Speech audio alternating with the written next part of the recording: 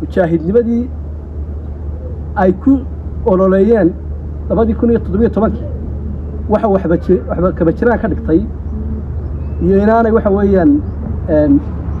inay awrkooda ku kacsanayeen oo kursiga ay ku gaarayeen kuwii dalka hore ugu soo halgamayna waxba uma qaban kuwii sool ku soo waxyeeloobayna dhaawac bay iyo darxumo u dhintay marka kaarka mujaahiidnimada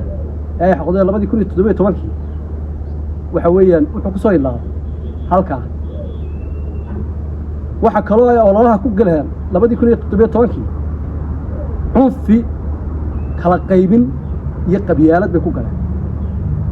maanta inuu 2024 marayn labadii oday waxay taagan yihiin waxaan doorashada ku galeynaa difaaca qaranka waxa kale taagan yihiin bartii ay ka soo bilaabeen 17 ee ahaa kala qaybintii qabyaaladii qoqobkii waxa weyn shacbiga Soomaaliyeed ka horkaankeed inay ololaha maantana 24 ku bilaabaan waxa nasiib darro ah in mas'uuliyadda xisbiga kulmiye xukuumaddiisu ay garan weydo difaaca qaranka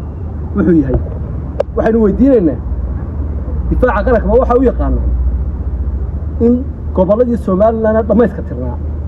ee loo dhiibay ee 6 gobol ka koobnaa inuu gobol sool ka mid oo sool la yiraahdo inuu maqan yahay mataasay difaaca qaranka u yaqaan difaaca qaranka waxa uu yaqaan qabkii Soomaaliland lahayd iyo ciidankiisii inay jabiyaan meel aliyaala meel kaga warramaan ay garan waayaan waxa ku tusinaysaa wadayada 7 sanadood dalka joogeen inaana wax dhacayba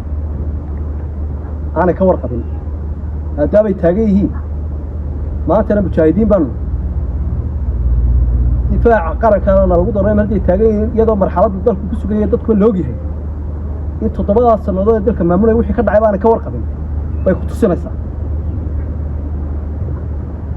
xaralaha shacbiga Soomaaliland labada oday ninka cod siiya